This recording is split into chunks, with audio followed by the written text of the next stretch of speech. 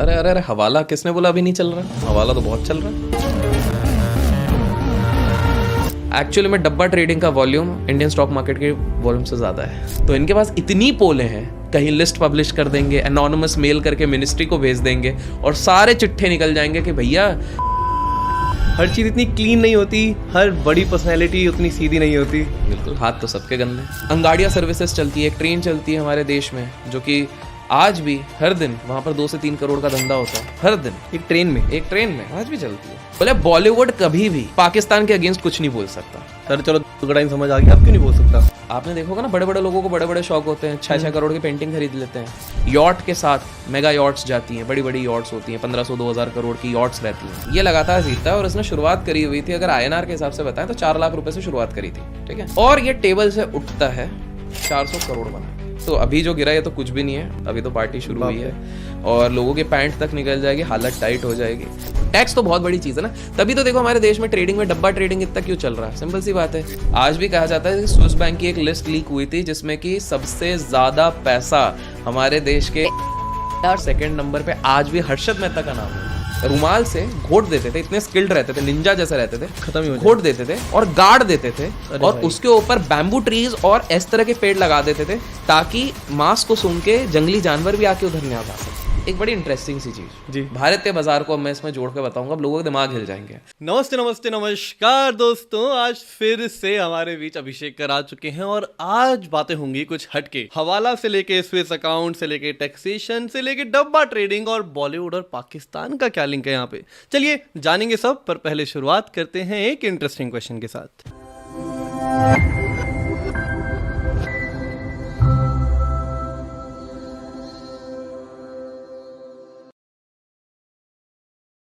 नमस्ते नमस्ते नमस्कार अभिषेक भाई, पीजिए कॉफी लेती रहिए। अरे नमस्ते ऑर्गेनिक पॉडकास्ट है। बिल्कुल बिल्कुल, अब तो रोज का हो गया। अब तो रोज का हो गया। And as you know this was not intended, ये पॉडकास्ट प्लान्ड ही नहीं था, बट सीइंग द मार्केट मुझे लगा ये थोड़ा जानना जरूरी है लोगों को इस पॉइंट ऑफ टाइम में। बिल्कुल, कि मार्केट या उसके आसपास की चीजें कैसे रन होती हैं, क्या होता है। हर चीज़ इतनी सिंपल नहीं होती, हर चीज़ इतनी क्लीन नहीं होती, हर बड़ी पर्सनैलिटी उतनी सीधी नहीं होती। हाँ वाह, तो शायराना अंदाज हो गया है। बिल्कुल, बट बिल्कुल सही बोल रहे हैं आप जी। हम सब जिनको इतना बड़ा आइडल मानते हैं वो भी उतने अच्छे शायद नहीं होते। बिल्कुल, हाथ तो सबके गंदे, हाथ तो सबके गंदे हैं, मैले हैं। बिल्कुल बिल्कुल। अब तो मेरे ख्याल से तरीके बचे ही नहीं है, क्योंकि पहले तो चलो हम सुनते थे भाई ऐसे हवाला कर लिया, ऐसे मनी लॉन्ड्रिंग हो अरे गई। अरे अरे हवाला किसने बोला अभी नहीं चल रहा? हवाला तो बहुत चल रहा है अभी। बिल्कुल।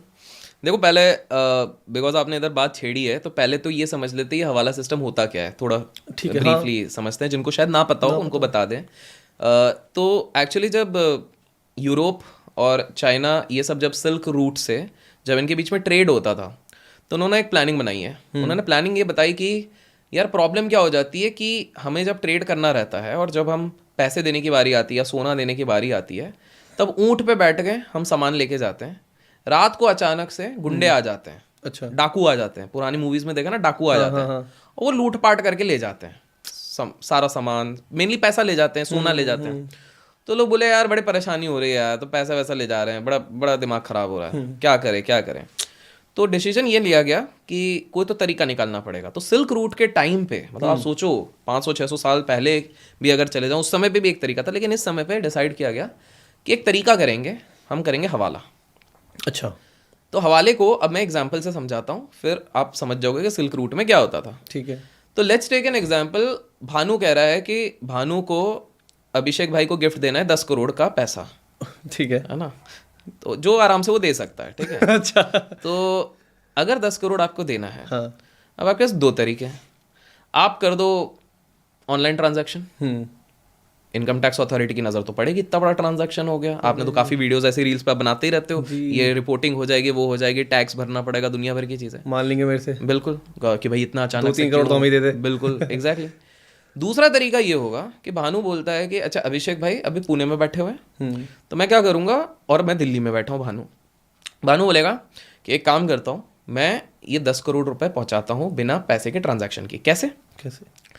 मैं बोलूँगा एक हवाला ऑपरेटर को जो कि बैठा है पुणे में कि भाई अभिषेक भाई आपके पास आने वाले हैं। अभिषेक भाई अगर ये कोड बोलें कि मुर्गी की आंख, बकरी का पैर, 1 2 3 1 2 3, ऐसा कोड कुछ भी बना दिया अजीब सा, ठीक है, और एक नोट अगर आप दिखाएंगे तो आप वहां से डायरेक्ट अभिषेक भाई को 10 करोड़ रुपए दे देंगे कैश नगद दे दोगे। ये 10 करोड़ रुपए उसके पास कैसे आए? कैसे? आपके पास जो कैश है आप कहीं पे कैरी करके दूर 7 समुंदर पार नहीं जा रहे हो। आप अपना कैश आपके हवाला ऑपरेटर जो कहाँ दिल्ली में बैठा है आप उसको थ्रू दे रहे हो। अब ये हवाले वाले को क्या मिलता है? कमीशन मिल जाता है 1% 2%। तो बेसिकली ट्रस्ट ही नींव है इस पूरे हवाले सिस्टम की। कहीं पे लिखा पढ़ी नहीं हो रही है, कहीं पे रिकॉर्ड मेंटेन नहीं हो रहा कहीं है, आप केस नहीं कर सकते कहीं जाके। केस नहीं, कहीं ट्रेल नहीं छोड़ा गया है। हाँ। तो यहां पर भानु ने अपना पैसा बिना अपने आप को ना प्लेन में ना ट्रेन में ना बस में ना कार में ट्रैवल किया, सारे रिस्क एलिमिनेट कर दिए हैं। हवाला ऑपरेटर ने अपना काम भी कर दिया, कट भी अपना लोगों ने ले लिया और ये चीज सेटल हो गई। टेक्निकल टर्म में वैसे होता और बड़ा है, बट एक बेसिक इंसान को समझाने के लिए ये हो गया हवाला सिस्टम, जो कि मेरे लिए भी इजी हो गया, उसके लिए भी कमाई होगी और आपको भी पैसा सबके लिए हो गया। तो सिल्क रूट से इस चीज का निर्माण हुआ था। तो बेसिकली ये हवाला सिस्टम एक बहुत बड़ा लूप होल है। इनफैक्ट एक व्यक्ति हैं, एक पॉलिटिशियन है, let people guess the name in the comment section, और काफ़ी बोल्डली ब्लंटली वो बहुत बार अपने स्टेटमेंट देते हैं अराउंड रूलिंग पार्टी भी देते हैं, जनरल भी देते हैं। तो उन्होंने एक करीब आज से 7-8 साल पहले एक स्टेटमेंट दिया हुआ था कि भाई सबसे ज़्यादा अरबपति का जो ट्रांजैक्शन हो रहा है वो हवाला सिस्टम से हो रहा है। ठीक है, उन्होंने एक और स्टेटमेंट दिया और ये बड़ा इंटरेस्टिंग है। बोले बॉलीवुड कभी भी पाकिस्तान के अगेंस्ट कुछ नहीं बोल सकता आज भी, और उसका रीजन उन्होंने वो गजब बताया। सर चलो दाऊद गढ़ाई समझ आ गया, अब क्यों नहीं बोल नहीं, सकता? हाँ नहीं उस रीजन नहीं है, हवाला इज द रीजन। अब वो इंटरेस्टिंग है, अब ये सुनो। ओके। तो उन्होंने, अब मीडिया ने बोला बोले ये क्या स्टेटमेंट है। तो अच्छा आपने एक नोटिस करा होगा कि बॉलीवुड यूजुअली जब भी पाकिस्तान की बात आती है, चाहे वो गलत कर रहे हैं तो चुप रहते हैं, अच्छा कर रहे हैं तो बिल्कुल हाँ भाई विद ड्यू रिस्पेक्ट, मेरे को भी पाकिस्तान से काफ़ी लोग फॉलो करते हैं, मैं रिस्पेक्ट करता हूँ जी। लेकिन ये पॉलिटिशियन ये स्टेटमेंट इसलिए दी थी क्योंकि इन्होंने कहा कि बॉलीवुड का बहुत सारा ट्रांजैक्शन आज के समय में कैश पे होता है। ये कैश जाता है दुबई, इसलिए आप देखोगे बॉलीवुड सेलिब्रिटीज की कभी ना कभी स्टोरी आपको दुबई में दिखती है। दुबई में ये अपना हवाला है के थ्रू, इधर है जो हवाला उधर के हवाला, जैसे मैंने आपको ट्रांजैक्शन बताया, क्योंकि करेंसी आपको लेके भी नहीं जाना है, इधर ही हो गया, वो उनका ऑपरेटर उधर बैठा है, उधर वो उनका maximum black to white to black हो रहा है, वहां से शेल कंपनी बनाते हैं और वापस पैसा ले लेते हैं, 30% टैक्स भर देते हैं। ठीक है, काला ही धन है, वैसे भी अनअकाउंटेबल है, टैक्स भर के इसको वापस ले आओ यहाँ पर, सिंपल सा। तो वो बताया कि भाई उधर जो हवाला दुबई में ऑपरेट कर रहे हैं, इनके जो हवाला ऑपरेट करते हैं वो दुबई से पाकिस्तानी लोग ही ऑपरेट करते हैं, और ये पाकिस्तानी लोग जो हैं ये are controlled by 2 entities, one is Dawood which you guessed it right and there is one more which I am leaving for people. तो पॉलिटिशियन का ये कहना है कि अगर बॉलीवुड कुछ भी इनके अगेंस्ट बोलना शुरू कर दे तो इनके पास इतनी पोलें हैं, कहीं लिस्ट पब्लिश कर देंगे, एनोनिमस मेल करके मिनिस्ट्री को भेज देंगे और सारे चिट्ठे निकल जाएंगे कि भैया ये बड़े एक्टर के 2000 करोड़ काला धन इधर है, ये तो थू तो होगी, सारा पैसा भी ले लेंगे, जेल में अलग भर देंगे। इस चक्कर में दे कांड से तो हवाला वहां पर भी चलता है। अच्छा, हवाला का सबसे ज्यादा पैसा फिर बाद में रूट होके, अब आप सोच रहे हो कि चलो ये तो बॉलीवुड वाले होगा। हाँ। दूसरी चीज है कि सबसे ज्यादा जो बोलते हैं काला धन हमारे देश का है वो है स्विस बैंक में, सब बोलते हैं ना स्विस बैंक में लाखों अरबों करोड़ों रुपए हैं। आज भी कहा जाता है कि स्विस बैंक की एक लिस्ट लीक हुई थी जिसमें कि सबसे ज़्यादा पैसा हमारे देश के एक पॉलिटिकल पार्टी के ही कुछ लोगों का, और सेकंड नंबर पे आज भी हर्षद मेहता का नाम है उधर। मतलब हर्षद मेहता ने कितना कमाया होगा और कितना पैसा आज भी उधर है, आप सोचो। इंडियन अभी भी, हाँ अभी भी हर्षद मेहता का सबसे ज़्यादा पैसा सेकंड नंबर पे है वहाँ पर स्विस लिस्ट में।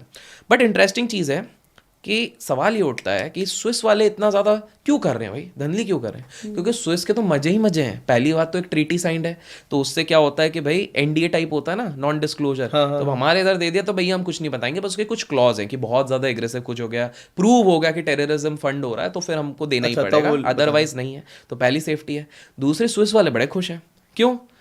हमारे इधर के बहुत बड़े उद्योगपति, एक उद्योगपति हैं जिनकी संपत्ति शायद 40,000 करोड़ से भी ज़्यादा है, उनका मैक्सिमम पैसा 40,000 करोड़ से कई गुना ज़्यादा पैसा स्विस बैंक में है, लेकिन वो आराम की नींद सोते हैं। क्यों? उसका सिंपल सा रीज़न है, क्योंकि उनको पता है स्विस वाले कभी उनका नाम ही नहीं लेंगे। पहला, क्योंकि स्विस के पास जब डिपॉजिट आता है उसका 2% का कमीशन मिल गया, 2% कट, उतने में खुश, पहली चीज़। बट दूसरा भी है, वो ये सारा पैसा मान लो 40,000 करोड़ वाले का 80,000 करोड़ हो रहा है, वो 80,000 करोड़ रुपए स्विस वाले कहाँ पर पैसा डाल रहे हैं? लैंड करेंगे नहीं, तो वो लैंड नहीं कर रहे, वो अमेरिकन बॉन्ड्स में लगाते हैं, क्योंकि उनको पता है अमेरिका की गवर्नमेंट की सिक्योरिटी बॉन्ड सबसे सेफ है, वहां से वो 4% और कमाते हैं, वो रिस्क लैंडिंग की लेना ही नहीं चाहते डिफॉल्ट वाली। तो 4% उधर, 2% इधर, बिना कुछ किए 6% इन। और महाराज अगर किसी ने कभी स्विस को बहुत ज्यादा दे भी दिया, मान लो कल हमारी रूलिंग पार्टी खड़ी होगी इसके आगे कि 2 नहीं कर सकते, अगर उन्होंने दे दिया उनकी तो पूरी इकोनॉमी अमेरिका गिर जाएगा, तो अगर उनकी बॉन्ड ही सब वही है। एग्जैक्टली, और वो ट्रीटी साइंड है। तो बड़े लोग ना सारा इत्तेहान से, तभी आप किससे सुनते होंगे कि किसी कंपनी का केमन आइलैंड से पैसा आ रहा है, कि इधर से आ रहा है, उधर से आ रहा है। अब एक बड़ी इंटरेस्टिंग सी चीज भारतीय बाजार को मैं इसमें जोड़ के बताऊंगा, अब लोगों के दिमाग हिल जाएंगे। आप अगर देखोगे तो अक्टूबर 2024 में रिकॉर्ड सेलिंग हुई है FIIs द्वारा, जो 2020 में भी नहीं है, 2008 में भी नहीं हुई, उसके बाद भी हमारा बाजार गिरा नहीं। हाँ, इसकी बहुत ट्वीट डले थे कि अब इंडियन मार्केट स्ट्रांग हो गई है। वो कुछ है, ऐसा नहीं है। अब इस चीज को समझो, जो पैसा इन्हीं भारतीय उद्योगपतियों का था, उसको प्रॉफिट बना के निकाला गया। कैसे समझते हैं? वो हमारा ही पैसा था। आप समझिए, ये यही तो ट्विस्ट है। अब लोग इसमें सोचेंगे और क्या बोल रहा है, बट जिस अगर कुछ भी समझ में आए तो लाइक करना आप लोग। तो मैं आपको एक सिंपल सा हिंट देता हूँ। अब इसको ऐसा समझो, अब आपका दिमाग ठनकेगा, क्योंकि मैं कॉम्प्लिकेटेड नंबर्स के साथ नहीं जा रहा हूँ, मैं एक सिंपल सा जाता हूँ। मान लेते हैं, मैं तो किसी का नाम तो लेता ही नहीं हूँ, कोई एक उद्योगपति है। वो उद्योगपति बोलता है कि भाई बहुत सालों से कोई दूसरा उद्योगपति हमेशा आगे रहता है, मेरे को आगे जाना है, ठीक है। तो वो क्या करेगा कि भाई लेकिन मेरा काम तो 2 नंबर का ज़्यादा हो रहा है। तो वो देखता है कि 2 नंबर में मेरे पास 50,000 करोड़ है।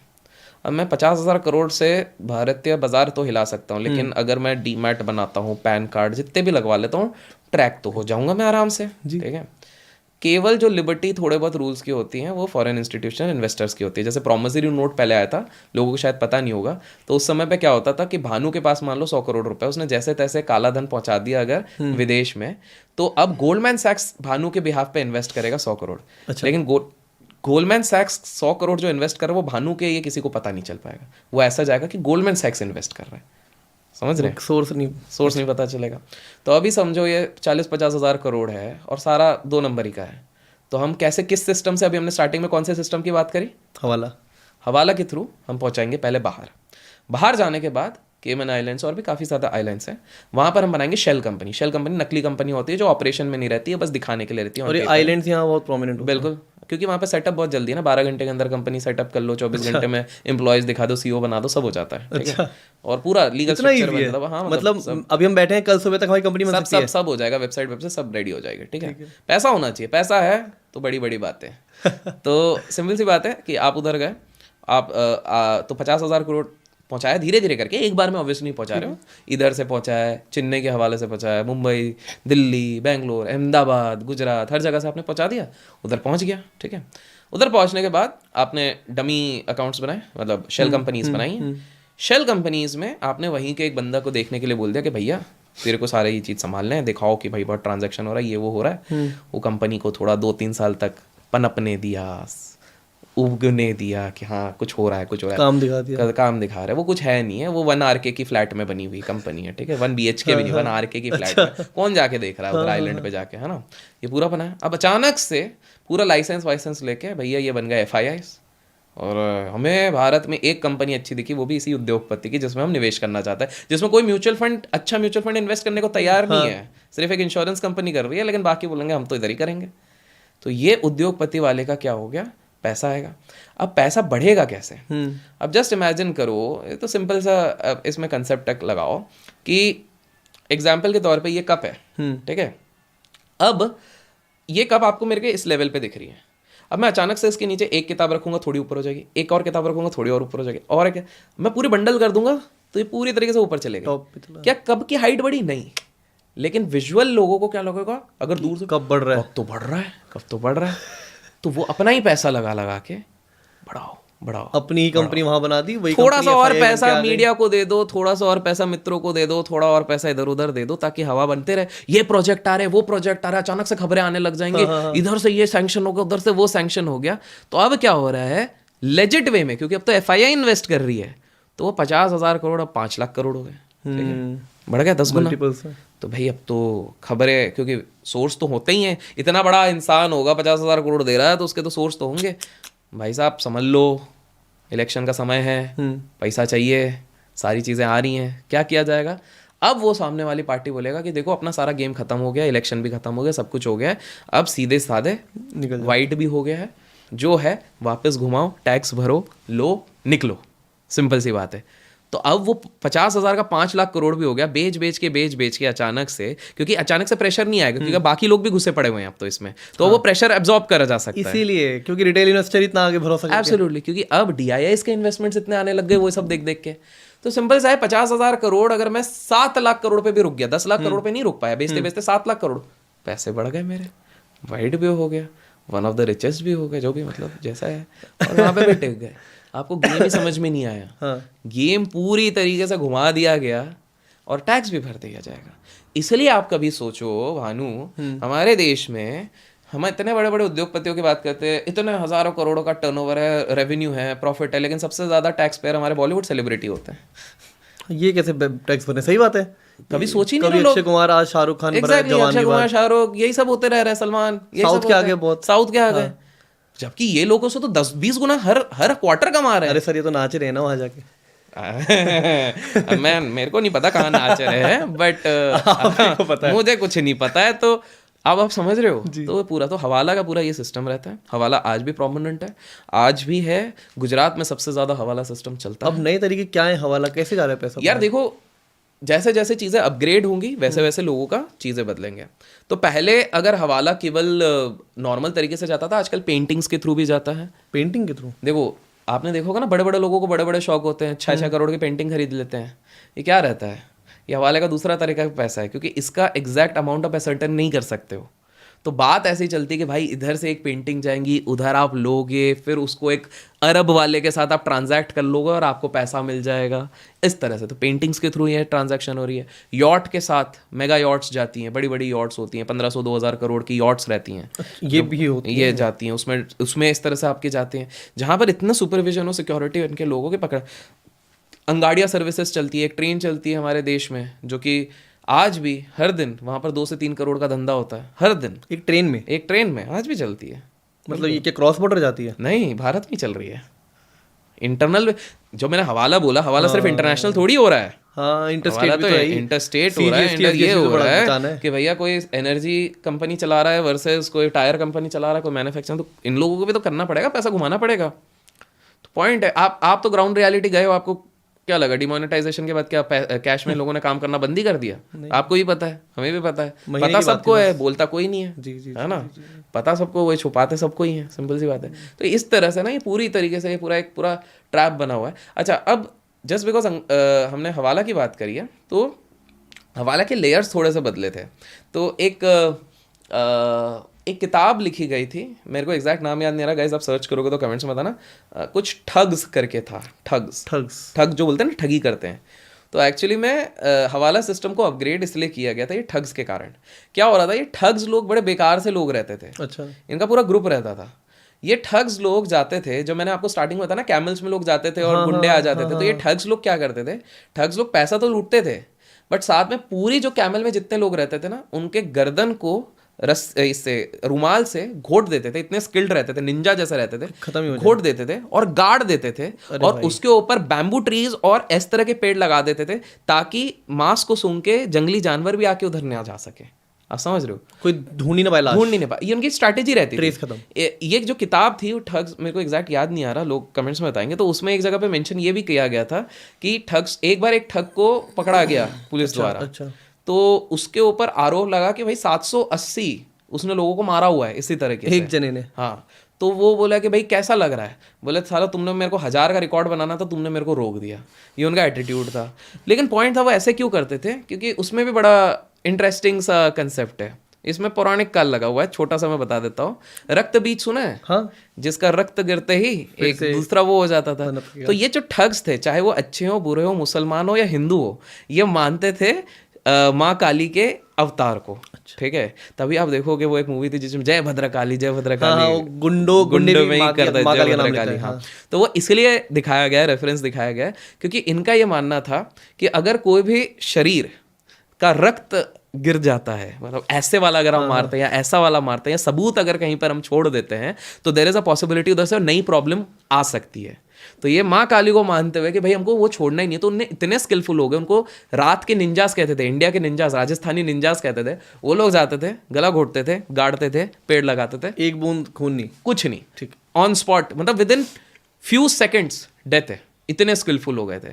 तो ये इन सब के डर के चक्कर में भी हवाला सिस्टम को अपग्रेड किया गया कि भैया कोई पैसा वैसा नहीं लेके जाएगा, क्योंकि पैसा होगा ही नहीं तो ये लूटेंगे क्या, क्योंकि इनका 2 एजेंडा था, लूटना भी है, निपटाना भी है। अच्छा, हवाला के 2 रीजन रहे हैं, एक तो ये थ्रेट है, हाँ। दूसरा है टैक्स। बिल्कुल, टैक्स तो बहुत बड़ी चीज है ना, तभी तो देखो हमारे देश में ट्रेडिंग में डब्बा ट्रेडिंग इतना क्यों चल रहा है, सिंपल सी बात है। वेट, डब्बा ट्रेडिंग क्या होता है? तो डब्बा ट्रेडिंग वो होता है जो एक्सचेंजेस में नहीं हो रहा है। हम आज आप और मैं ट्रेडिंग करेंगे तो डीमैट बनाना है, पैन देना है, सारे डॉक्यूमेंट्स करना है, ये सारी चीज़ें वो एक्सचेंज पे हो रहा है। एक्सचेंज पे हो रहा है तो सब कुछ पैन पे रिकॉर्ड हो रहा है, सब कुछ सेबी के पास जा रहा है, सब पे टैक्स भरना पड़ेगा, एसटीटी सब कुछ करना पड़ेगा। लेकिन जस्ट इमेजिन अगर ये सारी चीज़ें रिकॉर्ड ना हो तो हमको टैक्स भरना ही नहीं पड़ेगा, कैश में अगर करना है। तो डब्बा सिस्टम में क्या होता है, यूजुअली हर फ्राइडे को सेटलमेंट होती है। ये बहुत इलीगल है, मैं किसी को भी नहीं कहूँगा इस चीज़ में पढ़ो, बिल्कुल मत पढ़ो, एड्स भी देखोगे फर्जी है, उन सारी चीज़ों से दूर रहो। बट ये लोग गुजरात, चेन्नई, नागपुर इधर बहुत ज़्यादा है, मतलब एक्चुअली में डब्बा ट्रेडिंग का वॉल्यूम इंडियन स्टॉक मार्केट के वॉल्यूम से ज़्यादा है, जो ट्रैक ही नहीं करते हम। हाँ, नहीं ट्रैक करने की कोशिश करते हैं, सेबी बहुत एक्शंस लेने की कोशिश करती है, बट ये लोग अपने तरीके निकाल लेते हैं।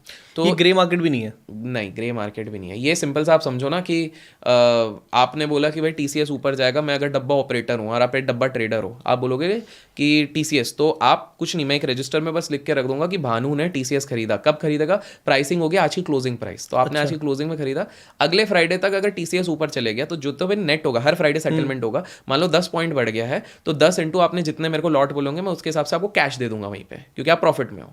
लेकिन अगर आप नुकसान में हो, आपको फ्राइडे तक फ्राइडे मेरे को सेटल करना है। तो जितने दुकानदार होते हैं, जितने व्यापारी होते हैं, लोग बोलते हैं कि भाई हम टैक्स तो वैसे भी नहीं भरते, तो हम उस चीज़ में सिस्टम में क्यों ही जाएं। क्या बात कर रहे हो? तो ये अपने दिल्ली के चांदनी चौक के व्यापारी भी हो सकता है मतलब वो क्या है, जिन्हें होता ही है, मतलब जिन्हें वो मार्केट समझ नहीं आ रही, या फिर इन्वॉल्व नहीं होना चाहते, या फिर अरे आप देखो ब्लैक ना है कि चांदनी चौक के काफी सारे व्यापारी जो सिर्फ कैश में ही काम करते हैं, हाँ। जो अकाउंट में पैसा लेते ही नहीं है। आपने कुछ दुकानदार को देखा, यूपीआई मत करो यार, ये अरे कैश ही दो, मना ही कर देते हैं।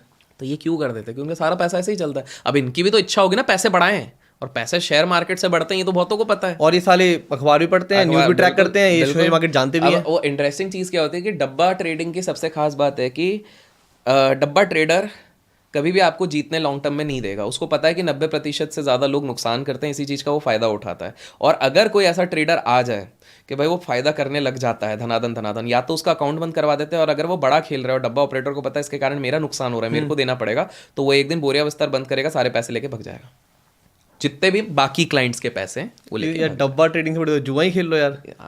ये वो उसी तरीके का है, लास वेगस चले जाओ, गोवा चले जाओ, ज़्यादा बेटर है। तो ये डब्बा ट्रेडिंग, तो इस तरह के इलीगल तरीके से बहुत सारी चीज़ें चलती हैं। मैं ये नहीं कह रहा हूँ कि हमारे देश के बड़े बड़े उद्योगपति डब्बा करते नहीं, मेरे को नहीं लगता वो इस रूट से जाते होंगे, क्योंकि उन पे और सोफिस्टिकेटेड रूट्स हाँ, उनका सोफिस्टिकेटेड है, बट ये वाली चीज़ मेरे हिसाब से वो लोग नहीं करते होंगे।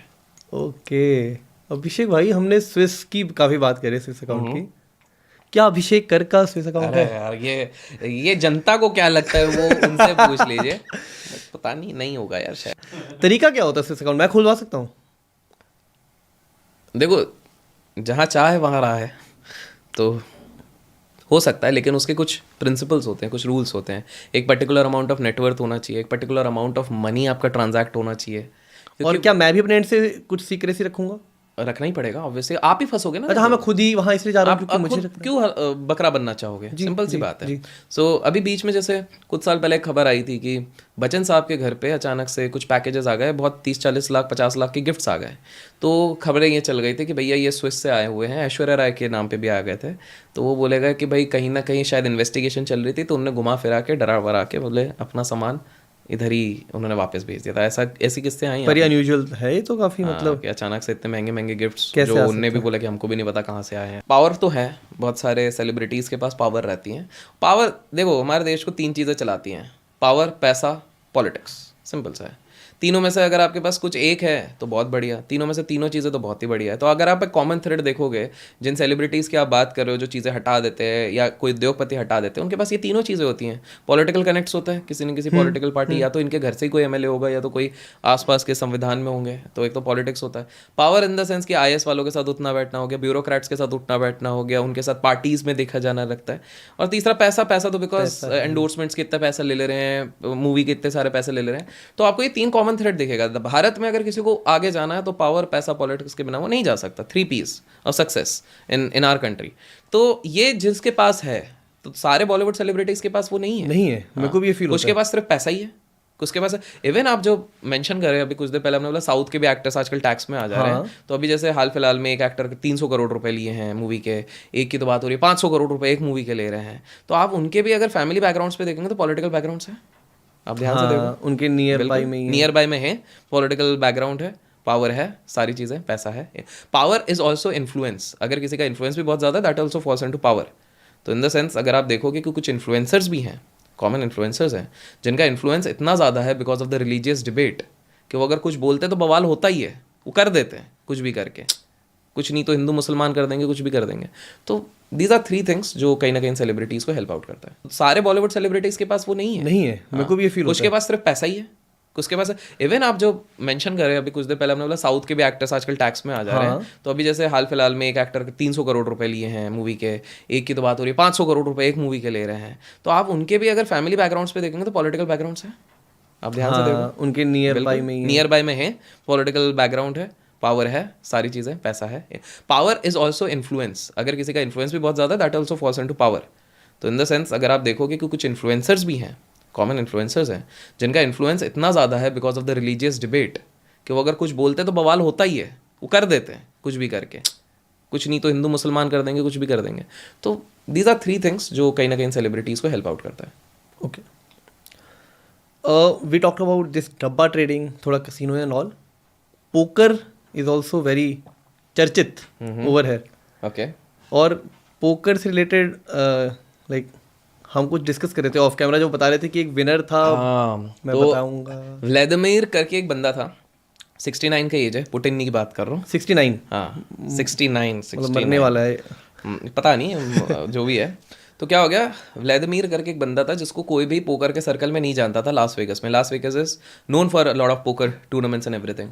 ये बंदा जाता है पोकर खेलने के लिए, जाता है वहाँ पर, जाता है, बैठता है एक टेबल पर, बैठता है, पहले बैट्स हारने लगता है और सीधे जाके मेन टूर्नामेंट पर बैठता है जहाँ पर सारे दिग्गज प्लेयर्स हैं जो 20-20, 15-15 साल से बड़े बड़े हाथ से खेलते हैं, करोड़ों से खेलते हैं। पर इस पर पैसा नहीं है। नहीं, पैसा है इसके पास, धीरे धीरे लगाता है, लेकिन हार रहा है, मतलब टाइम पास। जैसे सारे एक्सपर्ट लोग जो 15-20 साल से कर रहे देख के बता सकते हैं ना, तो नौसिखिया आ गया और बड़े टेबल पे क्यों बैठा है, तो लुट के जाएगा। उनके तो मजे ही है, हम तो पैसा कमाएंगे। अचानक से 1.5-2 घंटे बाद वो हार रहा है, अचानक से पूरी गेम पलटने लग जाती है, वो जीतना शुरू होता है।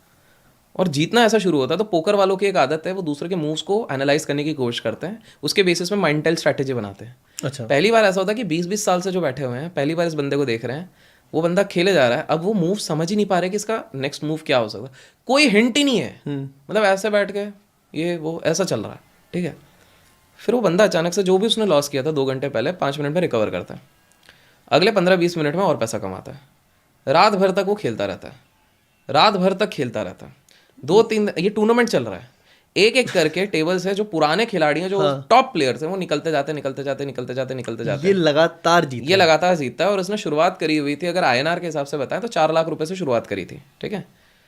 और ये टेबल से उठता है 400 करोड़ बना के ओवरनाइट, 3 दिन में, 4 लाख से 3 दिन लगातार खेलता है, लगातार जीतता है। दूसरे दिन 400 टीवी तक में आने लग गया, मीडिया कवर करने लग गई कि भाई कौन आया। अचानक से आप सोचो ना, अचानक से कोई बंदा आ जाए जिसको कोई नहीं जानता सर्कल में, और वो सबसे बड़ा टूर्नामेंट खेलने लग गया है, और सब शॉक्ड है, टीवी सेलिब्रेट करती है, प्राइज लेता है, गायब हो जाता है 400 करोड़ लेके।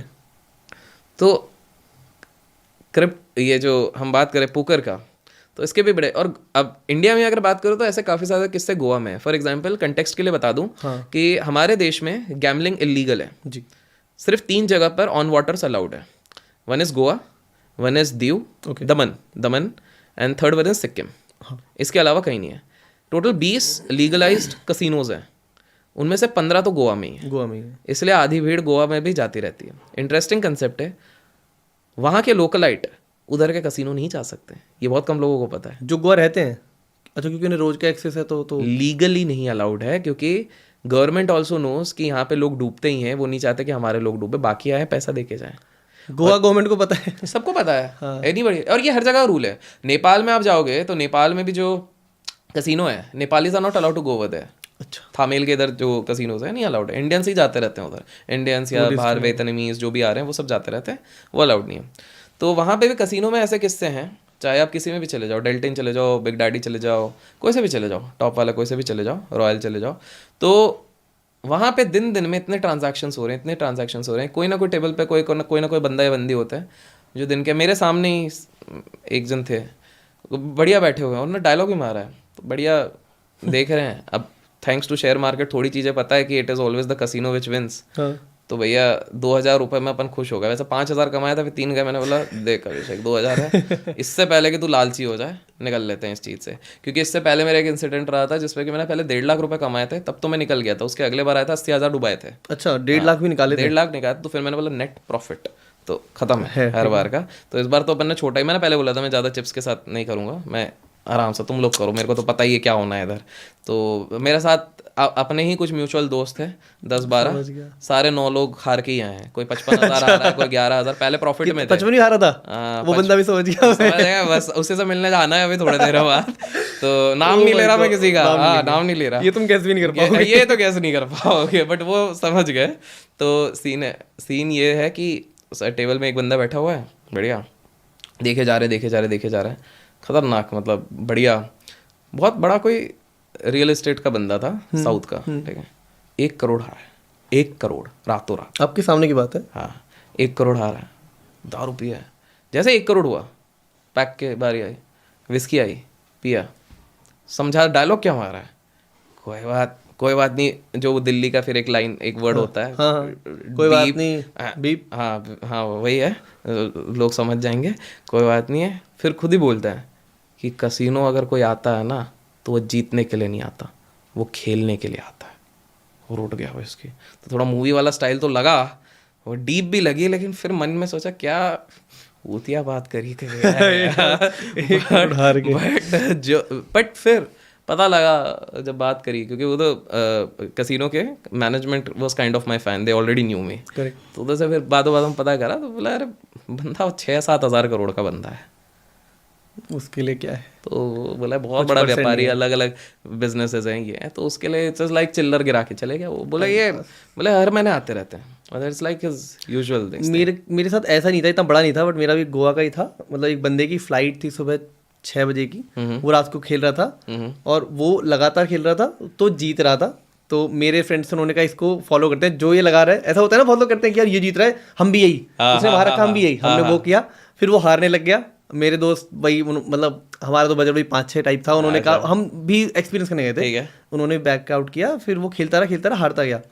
अब वो लगातार हार रहा है। फिर मेरे ही फ्रेंड ने, क्योंकि अब तक हमारा थोड़ा बॉन्ड बन गया था, हम एक ही टेबल में बैठे थे बहुत देर से, तो हमने कहा भैया रहने दो, वो कह रहे यार मेरी फ्लाइट है, मेरा ये लेके आया हूँ ये मैं पूरे डाल दूंगा, चले जाऊंगा खाली हाथ, बढ़िया है। हाँ, तो लोग माइंडसेट बना के आते हैं, ले जाना ही नहीं मुझे वापस। तो वो जो हमारा 55,000 वाला, वो भी यही बोल रहा था उसमें कि मैं सोच के आया था इतना निपटाएंगे। उसके क्रेडिट और डेबिट कार्ड रखवा दिए थे, बोले भाई तू पूरी एक कंपनी बैंकरप्ट कर सकता है इधर जिस हिसाब से जा रहा है। तो पहले होटल में रखवा लिए थे।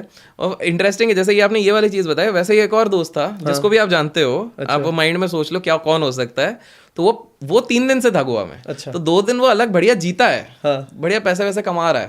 तीसरे दिन अभी उसकी शादी भी हुई थी बीच में, चलो आप मैं पता नहीं समझ ही गया था ना। तो बस तीसरे दिन मैं रात के 3 बजे मैंने बोला मैं जा रहा हूँ रिसोर्ट में सोने के लिए, तुम लोग देख लेना, आ जाना। सुबह 6 बजे मैंने सबका पूछा, सभी लुटा के आए थे, तो पता ही था। इससे मुझे पता क्या सीन हो गया, बोले वो 3 दिन में जो कमाए वो भी गए।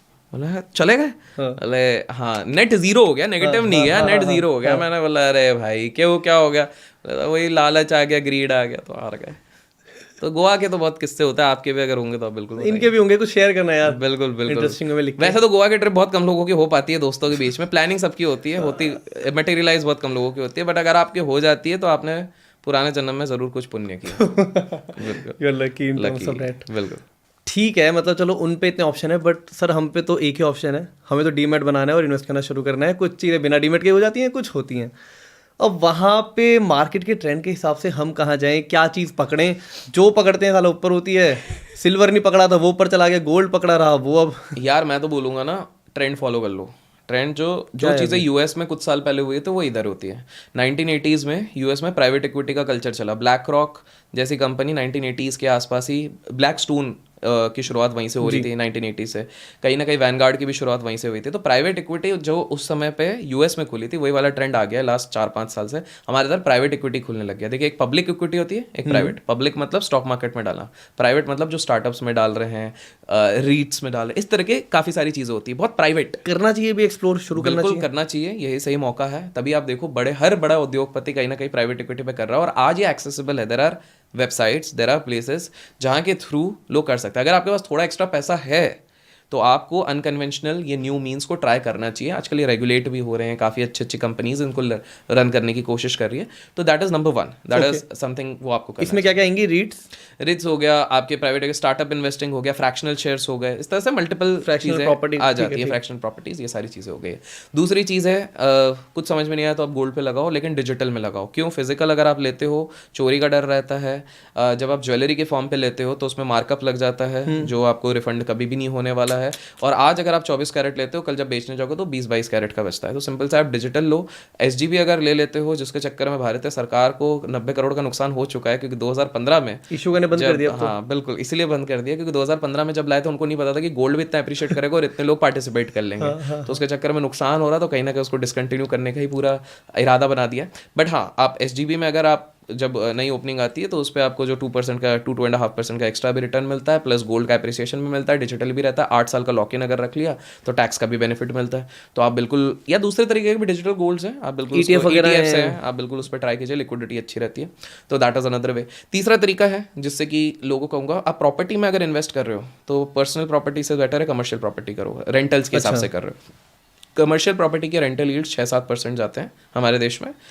कमर्शियल प्रॉपर्टी अगर रेंटल्स देते हो 1.5% का रेंटल होता है। उसमें प्लस टेनेंट ढूंढो, कभी बीच में कोविड आ गया तो 4 महीने खाली भी पड़ा रहता है, रिपेयर कराओ, स्टूडेंट्स को दे दिया तो वो डैमेज करके चले जाते हैं, ये सारा लैंडलॉर्ड को ही देखना पड़ता है। सिंपल सा है। तो उससे बेटर है आप कमर्शियल प्रॉपर्टी करते हैं तो लीज अच्छी बनती है, काफ़ी टाइम के लिए मिलता है, पैसा बढ़ता ही रहता है। जो एग्रीमेंट्स रहता है, दुकान हो गई, बड़ा है तो आप बड़ी प्रॉपर्टी ले लो, जो भी आपके। आपने गोल्ड ही बोला, सिल्वर नहीं बोला? सिल्वर मैंने आज से 6-8 महीने पहले एक पॉडकास्ट में कहा था। तब तो फायदा होता बिल्कुल, और लोगों को फायदा हुआ है बिल्कुल। तब कुछ लोगों ने मजाक बनाया, बट लेकिन जिन लोगों ने देखा बोले हाँ तो बिल्कुल। क्यों उठ रहा है सिल्वर अचानक? यार एक कंसोर्टियम हुआ था, कैलिफोर्निया में भी हुआ था, वेगस में भी हुआ था। तो उस कंसोर्टियम में बहुत सारे बड़े बड़े हेज फंड्स वाले आए थे, और हेज फंड वालों ने सीधे बोल दिया था कि भैया गोल्ड बहुत ज़्यादा अप्रिशिएट हो गया, हमको सेकंड सेफ हेवन जो सबसे बेस्ट लग रहा है वो सिल्वर है। तो यहाँ पे सारे बड़े लोग आए हुए थे जिनने क्लियरली बोला था कि हम सिल्वर में लगाएंगे। अब डिमांड सप्लाई का गेम रहता है, जब सब लोगों की डिमांड उसमें बढ़ी तो कहीं ना कहीं वो चीज़ जाना था। That is number 1। सेकंड था गोल्ड बहुत ज़्यादा टेक्निकल बेसिस पे ओवरबॉट हो गया था एक पॉइंट पे, तो कहीं ना कहीं सिल्वर पे एक ज़्यादा बेटर अपॉर्चुनिटी दिखी थी कि सिल्वर ने वो वाला रनअप नहीं दिखाया था जो गोल्ड ने दिखाया था, और सिल्वर को एक बेटर सेफ हेवन। तभी Robert Kiyosaki, rich dad poor dad वाले ने भी सिल्वर की बात करी थी। वो भी सपोर्ट करते हैं? वो भी, उन्होंने भी सपोर्ट करा था बिल्कुल। अच्छा, तो अच्छा। ये वाली चीज़, और शायद गोल्ड की इतनी यूटिलिटी नहीं होती जितनी सिल्वर। एग्जैक्टली, सिल्वर की यूटिलिटी ज़्यादा है एज कम्पेयर टू गोल्ड। तो ये वाली भी चीज़ हो गई। एंड फाइनली अगर कोई और एक एसेट क्लास जिसपे कि आपको करना है, देखो अगर आप यंग हो तो आप बिल्कुल मिड कैप इन्वेस्टिंग कीजिए। स्मॉल नहीं बोलूँगा, स्मॉल एंड पेनी स्टॉक थोड़ा रिस्की हो जाता है, बहुत सारे जिनको एनालिसिस नहीं आता। मिड कैप आप सिंपल से आप समझो, अगर मिड कैप कल को जाके आपका ब्लू चिप बन जाता है तो आप फट गया फिर तो। आपने बढ़िया, आपको पूरे लाइफ में ना, शेयर मार्केट में आपको पूरी लाइफ में 100 शेयर नहीं पकड़ने हैं, 100 अलग अलग ट्रेडिंग नहीं करनी है। आपको केवल 2 अच्छे प्रॉपर शेयर को पकड़ के रखना है अच्छी क्वांटिटी में, वो आपको पूरा लाइफ सेट कर देंगे। आप उनकी साइकिल ही रीड कर लो, मेरे ख्याल से उन्हीं को समझ जाओ, उनके लिए क्या पॉजिटिव है, पूरी तरीके से डिकोड कर लो, अंदर ही घुस जाओ उनके बीच में। अगर आपने 2 भी पकड़ लिया ढंग के, आप लोगे 10 में से 8 नॉर्मल चलेंगे, सही वहीं के वहीं रह जाए, लेकिन वो 2 अगर चले गए। आपको हमेशा जब शेयर मार्केट में इन्वेस्ट कर रहे हो तो आप स्टार्टअप इन्वेस्टर जैसा सोचो, वो 10 जगह पर इन्वेस्ट करता है, 2 बहुत तगड़े फट जाते हैं और उसी से वो पूरा पैसा कमाता है।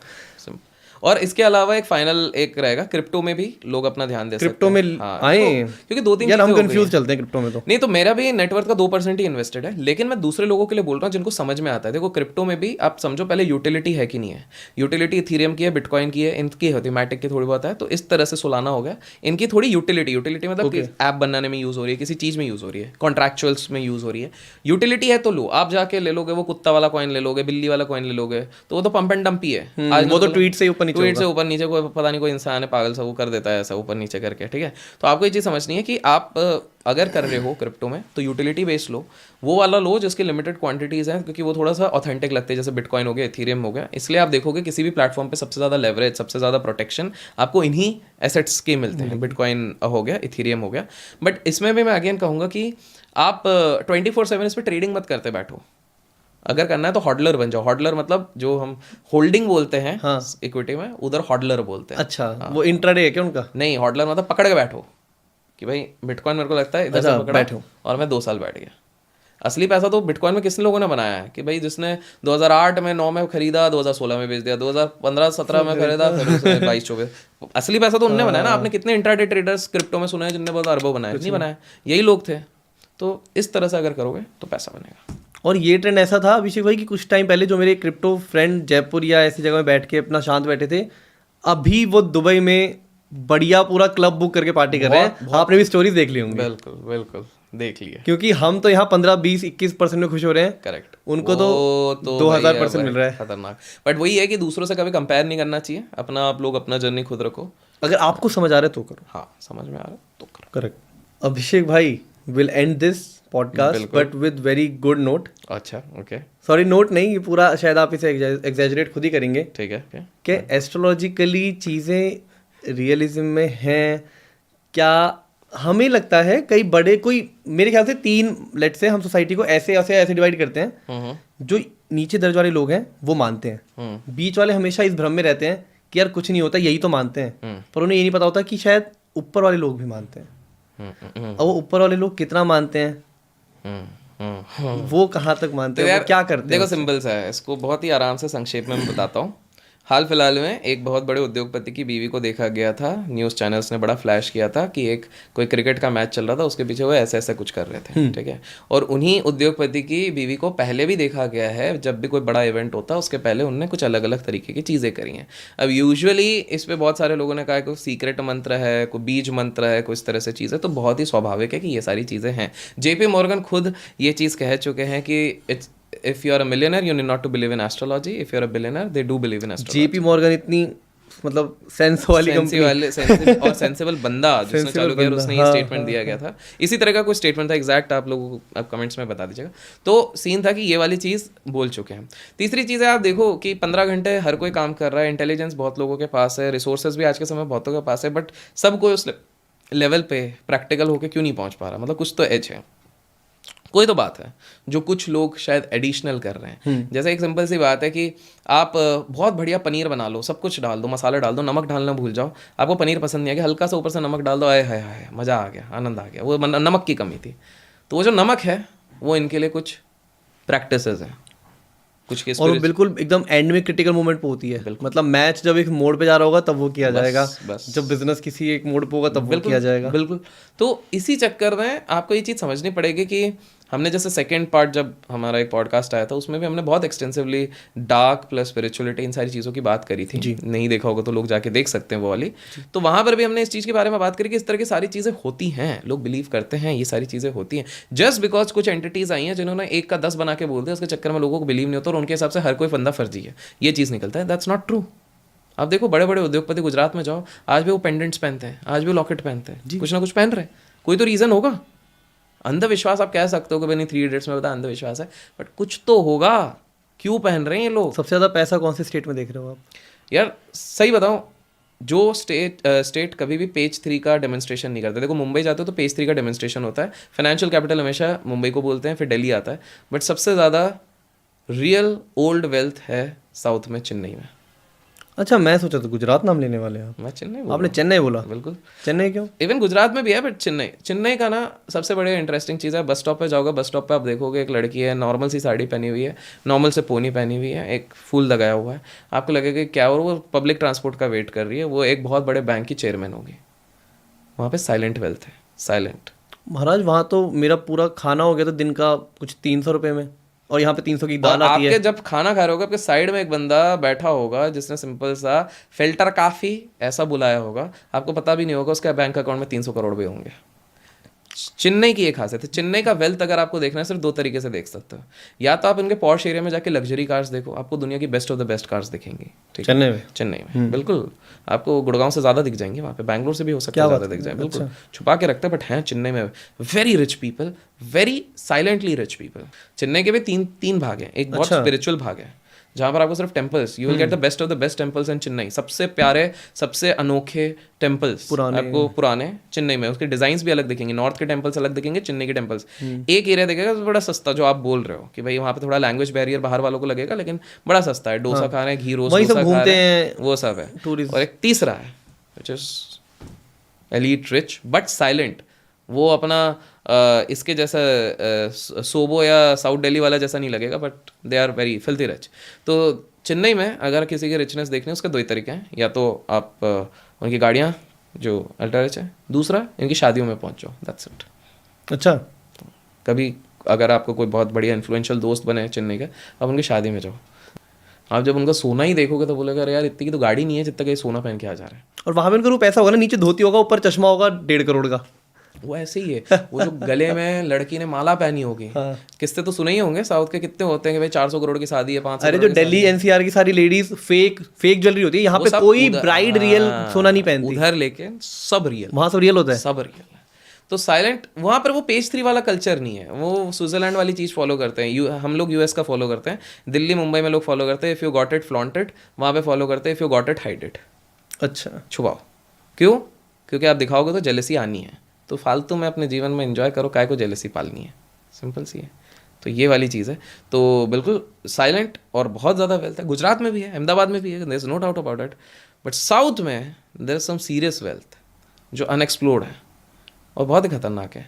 इसलिए आप देखोगे इनफैक्ट, और वो सिर्फ इंडियन वेल्थ नहीं है, इसलिए आप देखोगे सबसे ज़्यादा जो सऊदी प्लेसेस हो गए, अरेबिक प्लेसेस हो गए, ये जो पूरा बेल्ट है उसमें सबसे ज़्यादा लोग कहाँ के जा रहे हैं? साउथ के जाते हैं। साउथ के जाते हैं, मैकेनिकल ले लो, कोई भी इंजीनियर ले लो, तो वहाँ का भी पैसा आ रहा है ना, ये वाली भी चीज़ है उनके लिए, वो भी है। यस, तो दे हैव दिस एडवांटेज। तो उधर क्योंकि नॉर्थ साइड में जाते हैं, तो नॉर्थ साइड में मैक्सिमम पंजाबीज की अगर बात करें तो पंजाबीज तो एक ही जगह जाते हैं, कनाडा, मतलब बाहर मैक्सिमम वहीं पे चले जाते हैं, दैट इज द रियलिटी, क्योंकि उनको लगता है उधर काइंड ऑफ कम्युनिटी उनकी बन गई है। लेकिन ये वो वाला पैसा इतने वापस नहीं आता, इधर वाला पैसा वापस आता रहता है अरेबिक जगह से। तो चेन्नई हैज़ मल्टीपल एडवांटेजेस, अगले बार चलेंगे साथ में तो मैं दिखाता हूँ, चलेंगे और आपको भी एक्सपीरियंस शेयर करेंगे। बिल्कुल। Hoping you all liked it. आपको कैसा लगा अभिषेक? मेरे को बिल्कुल पसंद आया, और ऑडियंस को अगर पसंद आया तो पार्ट 4 भी करेंगे। मार्केट के लिए कुछ और भी बताइए यार। मार्केट तो देखो बहुत जाते जाते बिल्कुल मुद्दे के बोली है, तो अभी जो गिरा है तो कुछ भी नहीं है। टाइम स्पेसिफिक इसलिए नहीं बोल रहा हूँ बिकॉज एग्जैक्ट टाइम केवल 2 लोग बता सकते हैं, एक भगवान और एक झूठा इंसान, तो उसके अलावा एग्जैक्ट टाइम कोई नहीं बता सकता। तो सिंपल सा है, बहुत गंदा तरीके से गिरेगा। SIPs के लिए बहुत सही साल रहेगा, आप SIP करते रहिए, बट कृपया करके लमसम किसी भी समय पे या बोरोड फंड पे या बहुत ज़्यादा डेरिवेटिव FNO मत कीजिए, वरना लुट जाएंगे, बर्बाद हो जाएंगे, आपका घर बिक जाएगा, और फिर आप भी उस कहानी का पात्र बन जाओगे कि तुम्हारे एक चाचा थे जिनकी पूरी पुश्तियाँ बिक गई थी, आप ही वो चाचा बन जाओगे या चाची बन जाओगे। तो कृपया करके इसका ध्यान। और आपकी बात इस पॉडकास्ट में होगी। बिल्कुल, हाँ, फिर आपकी 4th पार्ट में आपकी बात हो जाएगी। थैंक यू अभिषेक भाई, थैंक यू। आशा करते हैं आपको भी पसंद आया होगा। इस पॉडकास्ट के किसी भी टॉपिक से रिलेटेड कोई भी क्वेरी, फीडबैक या क्वेश्चन हो तो कमेंट्स में ज़रूर लिखिएगा, मैं खुद अभिषेक भाई से कह के रिप्लाई कराऊंगा। पर पहले हमारे चैनल को सब्सक्राइब कर लीजिए, और हाँ, हमारे चैनल की बाकी वीडियोस भी तो देखते जाइए।